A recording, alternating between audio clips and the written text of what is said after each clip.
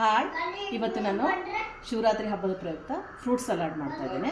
Fruit ಸಲಾಡನ್ನು ಹೇಗೆ ಮಾಡೋದು ಅಂತ ನೋಡೋಣ ಬನ್ನಿ. ಫ್ರೂಟ್ ಸಲಾಡ್ ಮಾಡಲಿಕ್ಕೆ ನಾನು 3 ಆ್ಯಪಲನ್ನು ಸಿಪ್ಪೆ ತೆಗೆದು ತೊಗೊಂಡಿದ್ದೀನಿ. ನಂತರ 4 ಬಾಳೆಹಣ್ಣು ಸಹಿತ ಸಿಪ್ಪೆ ತೆಗೆದು ತೊಗೊಂಡಿದ್ದೀನಿ.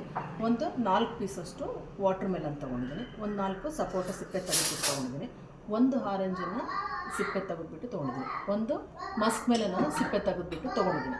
ಒಂದು ಬೌಲಷ್ಟು ಕಪ್ಪು ದ್ರಾಕ್ಷಿ ಅರ್ಕ ಶರತ್ ತೊಗೊಂಡಿದ್ದೀನಿ.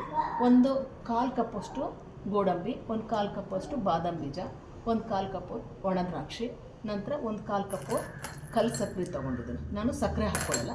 ನಂತರ ಒಂದು 4 ಡೇಟ್ಸ್ ತೊಗೊಂಡಿದ್ದೀನಿ, ಖರ್ಜೂರ ತೊಗೊಂಡಿದ್ದೀನಿ. ಒಂದು ದೊಡ್ಡ ಪಾತ್ರೆಗೆ ಹಾಕ್ಕೊಳ್ತಾ ಇದ್ದೀನಿ ಮಿಕ್ಸ್ ಮಾಡಲು ಸಲುವಾಗಿ.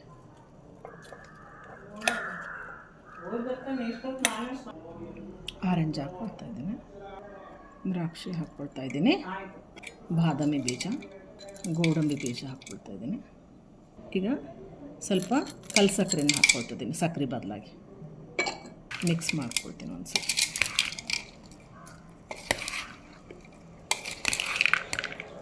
ಮಿಲ್ಕು ಈ ಥರ ಎಲ್ಲ ಹಾಕ್ಕೊಳ್ತಾರೆ, ನಾನು ಅದೆಲ್ಲ ಹಾಕ್ಕೊಳ್ತಾ ಇಲ್ಲ.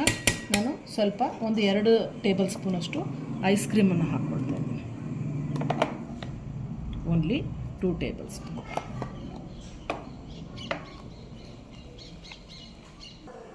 ಈಗ ಫ್ರೂಟ್ ಸಲಾಡು ರೆಡಿಯಾಗಿದೆ.